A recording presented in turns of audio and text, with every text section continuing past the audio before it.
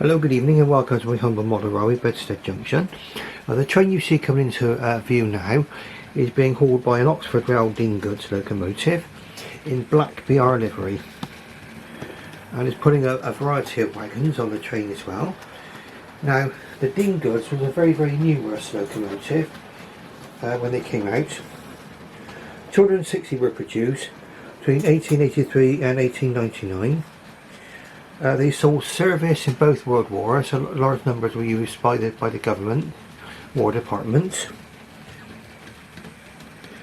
And at the end of World War II, 54 went into BR ownership when the British Rail was actually nationalised. So they were a very long serving locomotive. William Dean was actually the Chief Mechanical Engineer of the Great Western Railway from 1877 to 1902. So basically he would have overseen quite a lot of things happening. One of them would have been the conversion of the Great Western Railway from broad gauge to standard gauge. Brunel preferred a 7 feet and a quarter inch gauge as opposed to the standard gauge because he regarded it as being better for stability and for larger, more luxurious vehicles. But what it meant was when the railways met with other railways that were standard gauge, there was suddenly a change of gauge. That was overcome sometimes by the laying down of a third rail to accommodate the Great Western locomotives, but in the end the standard gauge won. I mean, really what you couldn't expect was the rest of the nation to want to widen all of its railway. So conversion to standard gauge on the Great Western was probably the best way of solving the clash of gauges problem. And that's why you see so many wide bridges and wider infrastructure on a lot of the Great Western railway locations, because the railway was once broad gauge. Now the Dean Goods in Oxford Rail, very nice runner. It ran perfectly well out of the box. I've had no actual problems with it. And as you can see, it's putting quite a nice little train there. And we'll have a little look at the Dean Goods in just a moment. Wait for it to come round again. You can see her whizzing through the station over there. I'm going to put another camera over there, or relocate the camera sometimes for that station over there, because we don't get to see much of what's happening there. Okay, let's slow her down. Bring her just forward a little bit more. Right, so let's have a look. Now we'll just zoom in a little. And you can see it really is all black, this locomotive. I mean, there's even the chimney is painted all black. And that's the actual livery used on a lot of locomotives, either used during wartime or just after the war in nationalisation. There we can see her a little bit more close up. You can see, right, the only thing that's not black is the number on the side of the cab and the whistles and the buffers. Okay, lovely model. I wanted it in BR black, and you can see just there, we're focusing on that now. You can see that's the early BR crest, and the coal's got quite a reasonable shine to it, so it looks realistic. I mean, when you get the shiny coal, that could be almost like, you know, they just dampen down the coal to stop the dust rising up too much. So that's our Dean Goods there. It's an 060 locomotive, and then the locomotive that followed on from that was the Collett Goods, which came later, designed by Charles Benjamin Collett, but they came out in the 1930s. Okay, so we're going to bring her around for one more trip around the track. You'll see her come round now in just a moment. And what we'll do, we'll have a little talk about the wagons which are on here as well.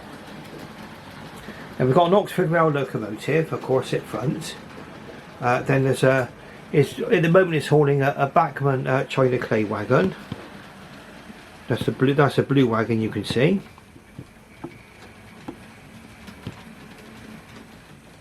Then the next wagon, so we can bring it in a little bit closer to see.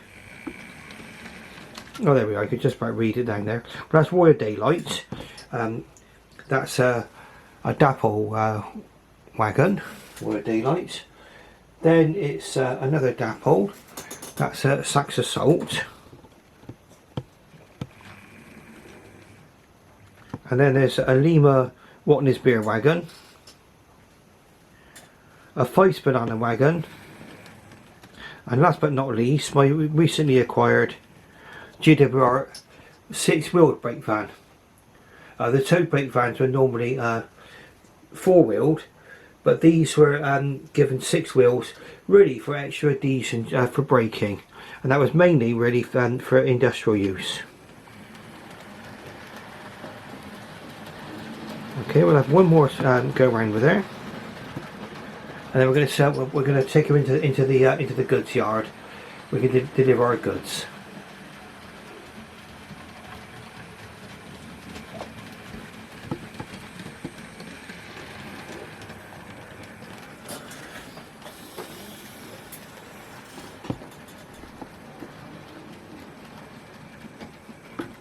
And there she goes, gliding majestically into the goods yard. I need to remember when she reaches the end of the line at the coming out of the siding there. Just leaving enough room to clear for another train. Now we're going to have to close over the points there.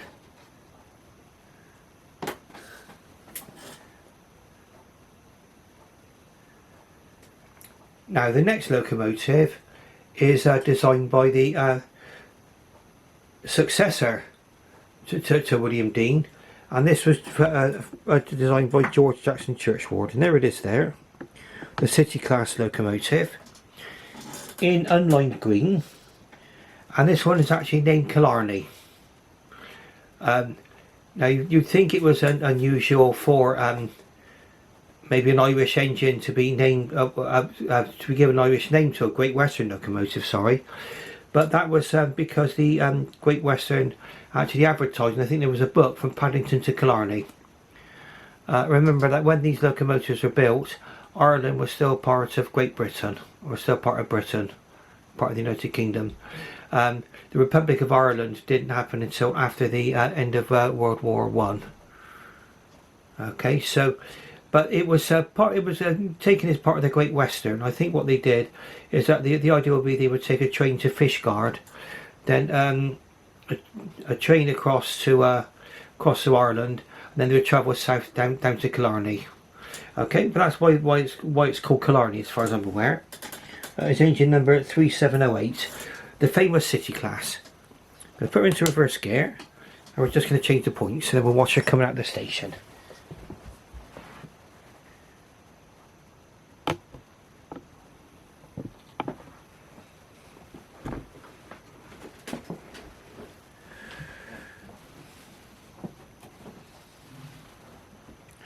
Right, so we should have the points set. I'll swing the tripod back around. I only just had to move the tripod out around a little bit just to make room for me to get by. Okay, so we're going to zoom out a little bit now. That's good. Now we can watch Killarney hopefully reverse majestically out of this station. There it goes.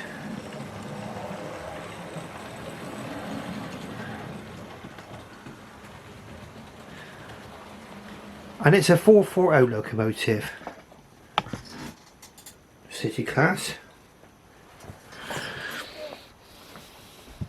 and the model is by Bachmann. Quick change of points, so if I'm in the way, there we go.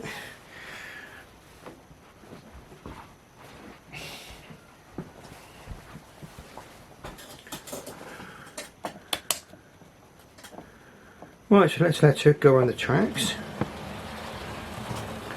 Designer George Jackson Churchward. He succeeded William Dean in 1902. And he was actually chief mechanical engineer through to 1922 when he was succeeded by Charles Benjamin Collett.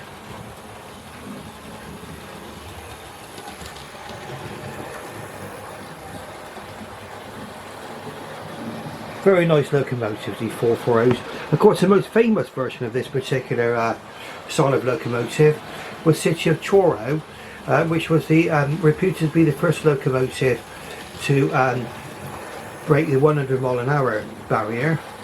That's disputed somewhat, but being a Great Western fan and highly biased, yes, it did break the 100 mph barrier. Okay, so there we go. Now it's putting 3 Killarney coaches.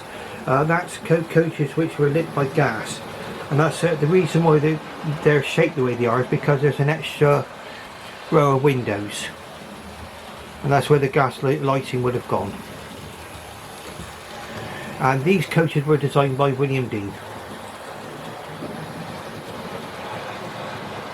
In fact, I do believe the next design of coaches come out with the Collet coaches, which we'll be seeing quite shortly. But these coaches are by Dean.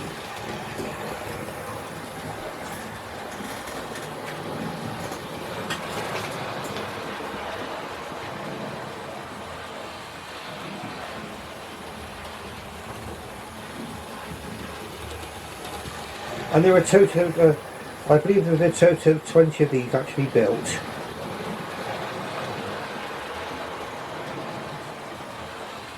And they were rebuilt from the first ones were rebuilt from the Atspara class. And the first one was actually City of Bath.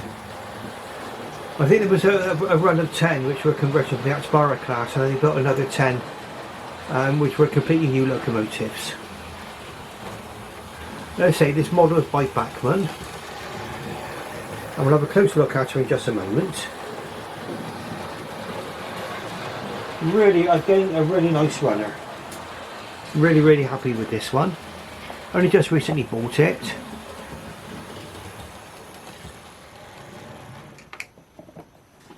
And we'll see if we can have a better look. There we are, Killarney. So now that's got the a lot of the features you'll expect to see on a Great Western locomotive. You can see the Great Western family resemblance here, with the copper cap chimney, the brass safety valve covers and the whistles, and also the nameplates, Killarney. See if we can zoom in a little bit there. There we are, Killarney.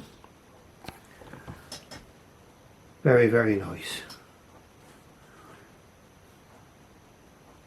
And I think around about that time there was a song called Killarney, sung by someone called John McCormack as well. Quite a popular song. And you can see there on the tender, Great Western. Now the coal, the Bachmann coal tends to be quite shinier. Now that looks like the kind of coal you would get if it was actually dampened down with water to stop steam, to stop the coal dust from going everywhere.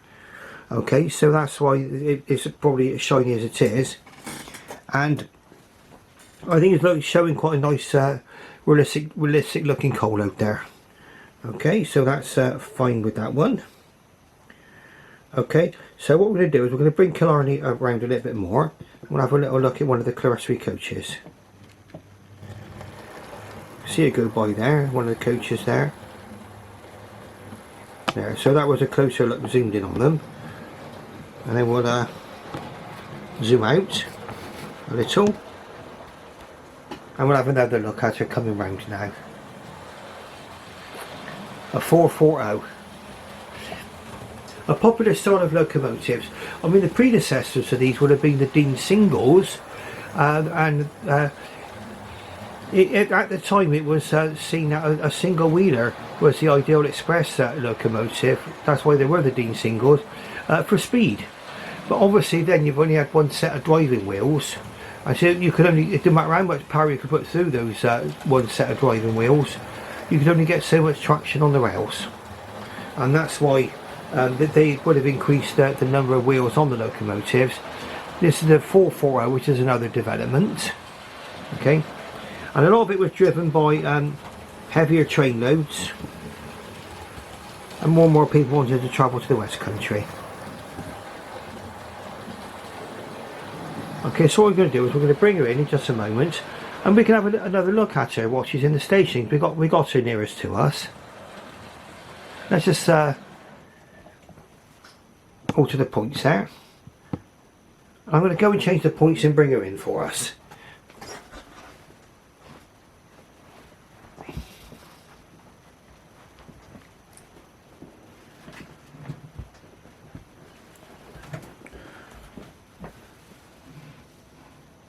There we go. So quick change of points and double check those points.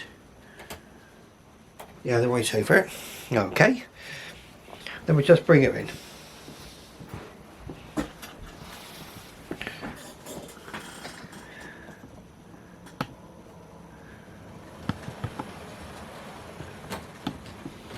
Very, very pleased with this locomotive. You can see the nice coupling rod there, right on the outside there. Just bring her in. That's it, she's right into the station now. Nice control on there. And let's see if we can zoom in a little. There we go. There we are, so a nice little look at Killarney. It's got a detailed cab. I didn't stop to look at the cab, unfortunately, but it has got a detailed cab on it. So it is a very, very nice locomotive. It's in the more plain livery of a plain unlined green with a black smoke box and a black cab roof, and also the black frame as well. The City of Truro is a bit more colourful model, but I chose to go for Killarney. Okay, which I can see here. Now the locomotive you can see just beyond will be the last locomotive we'll see, but we're going over right by the goods yard over there. You can see just about see the train over there, the two collet coaches. Okay, and that could be the next locomotive, so we're going to have another change of points. Quickly do that.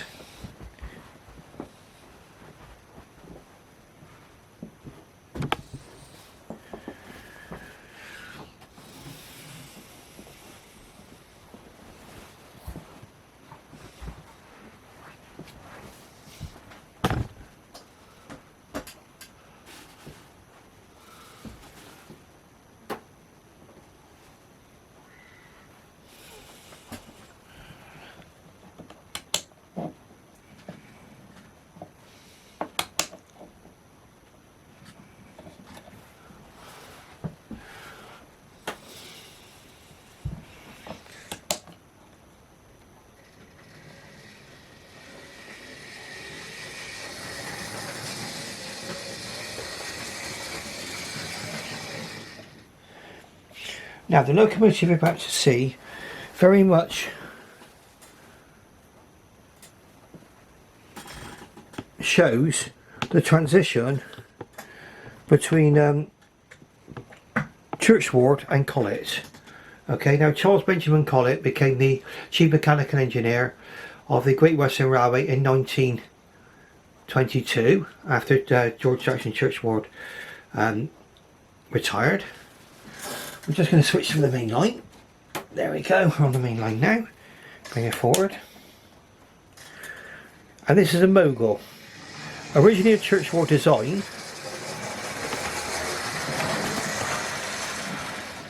Now the original Churchward designs had a typical Churchward cab, which is cut out.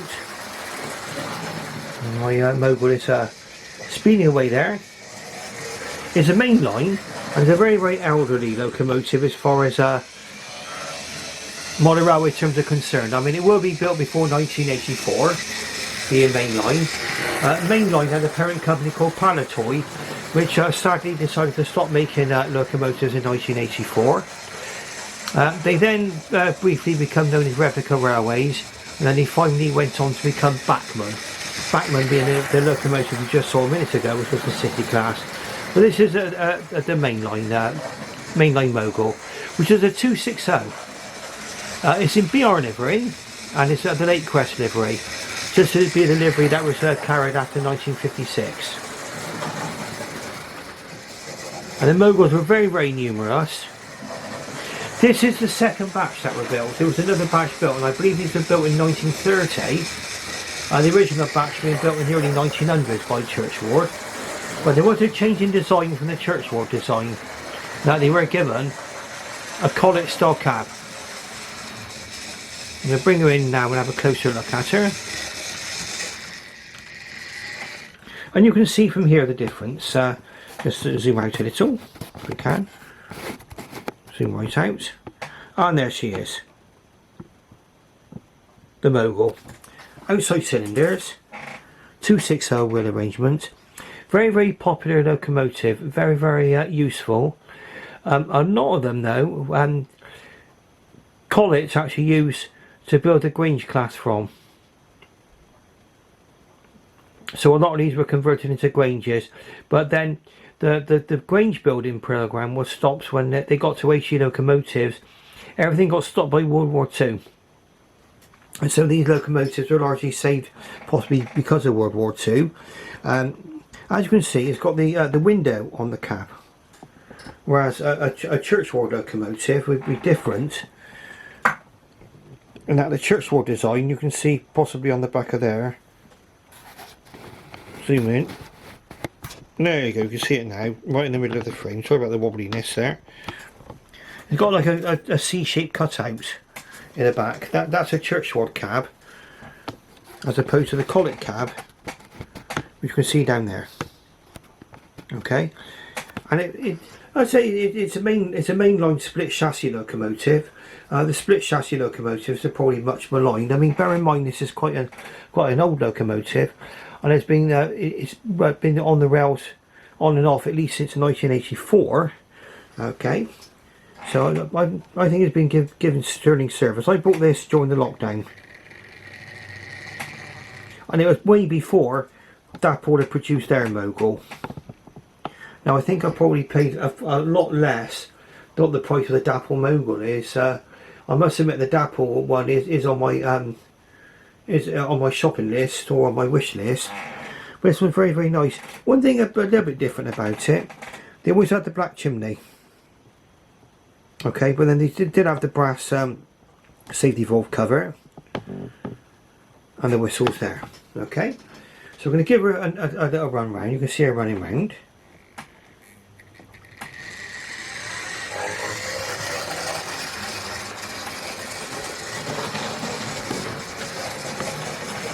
Now, as you run these locomotives round, you probably notice they tend to speed up. Okay, they tend to want to gallop a little bit, these locomotives. But very, very nice. I mean, in a way, I mean, I think they do come under a lot of unfair criticism, the split chassis locomotives. I mean, they're more difficult to transfer to DCC. I'll give it that. But really, they're only made out of a very, very small number of actual parts, and there's no wiring inside the split chassis locomotive.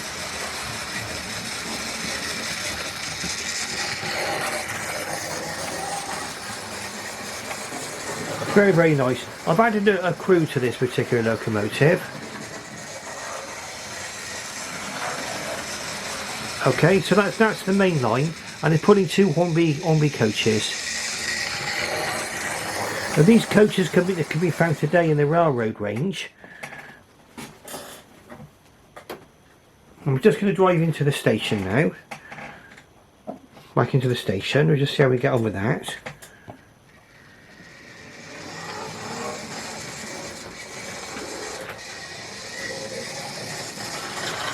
Oh dear, we've got a slight mishap there, but never mind, we're in now, so that's alright. That's fine, so we're in. So we'll now do a quick change of points. We'll just see what's happened there. We don't normally get a problem with this particular one, but we'll just see.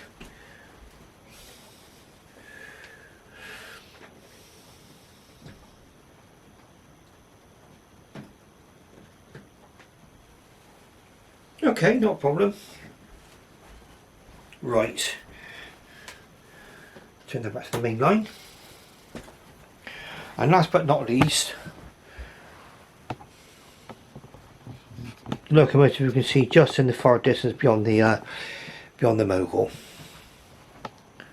So I have to turn the camera around a little bit so I can get by, and then we'll set the points for it to come out.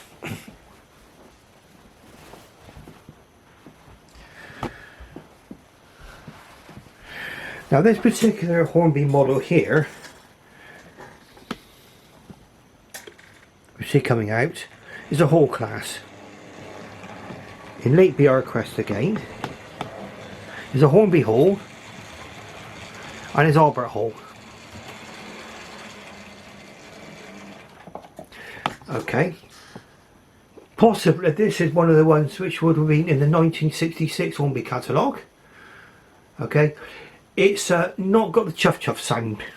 I have checked. I mean, somebody did say to me, "Can I put on the whole class with a chuff chuff sound?" And I said, "Well, sorry, it doesn't have chuff chuff." And yes, I've looked inside the tender, and it definitely does not. In fact, there were two, I think, and it's the other one, the later one, that's got the chuff chuff sound. Okay, so no chuff chuff, I'm afraid, but still a lovely locomotive. We're just going to put her into forward gear.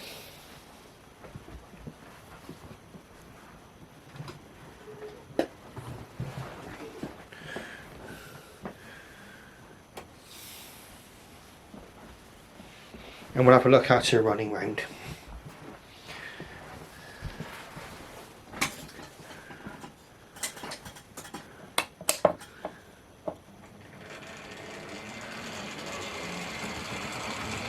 Now, as you see, no hesitation over points. As a nice little runner. Okay, so considering that this locomotive could be 50 years old, lovely little runner. Now the whole classes were very, very numerous locomotives. There were 259 halls built between 1928 and 1943, and then there were a further 71 modified halls built, but they were designed by the successor to Collet, and that was Frederick William Holdsworth. And this is the Collet design here, Albert Hall, and of course the proms are on at the moment, I believe. And of course that makes you, well, that's what Albert Hall makes you think of, okay? The proms. So almost imagine this one going round to Land of Hope and Glory. Okay, lovely locomotive. That's it. Now I will say something about these particular locomotives. The addition was obviously a product of Margate, okay? When I bought this, it ran out of the box, okay, it was in good condition. I gave it a little bit of a clean up and an oiling. Gave it a bit of a clean up underneath on the pickups, on the wheels and everything else, and it's running perfect. I mean, probably as good as it ran when it was brand new out of the box.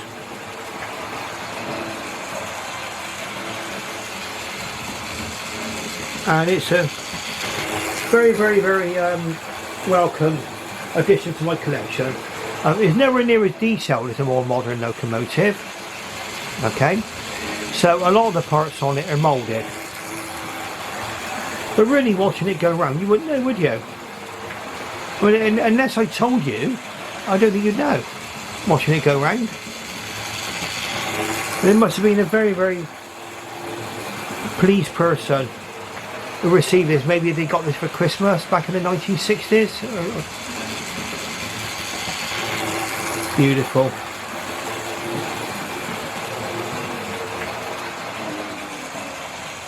You see, no problem on points. It's got no tender pickups or anything like that. It's got pickups on the driving wheels only. And you know, maybe the valve gear is a little bit more simplistic. There's no cab windows, but I think it's a very, very handsome looking locomotive. And these were a mixed traffic locomotive, so they were expected to pull either freight or passengers. And these very often had to deputise for the more glamorous express locomotives, and they were able to keep up time. Very, very powerful locomotives. Very, very popular too with their crews, the whole class. And probably one of the more numerous of the Great Western locomotives. Let's bring them in for a closer look. Now we're running near the recording limit on this particular camera. In fact, I'm quite surprised it hasn't thrown a wobbly already. Well, let's take. Yes, we did get to the maximum movie recording time, so I will stitch this together when I come to edit it, because we're overrun the 30-minute time that they allow you. Okay, so you can see it's got the copper cap chimney.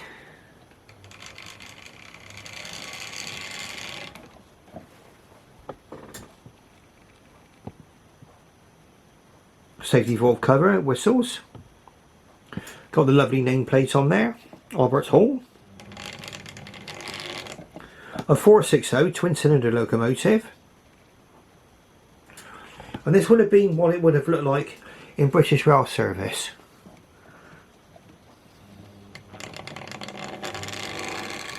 Again, for a, you know, a fairly elderly locomotive. I mean, it's got, well, the coal looks okay. I mean, it's fine. It's good for the time it was made. Now, and as I told you, you probably wouldn't know, these rails here, they're part of the moulding and they're painted. But really, does it? Would you know? I mean, the actual smoke box dart is part of the moulding,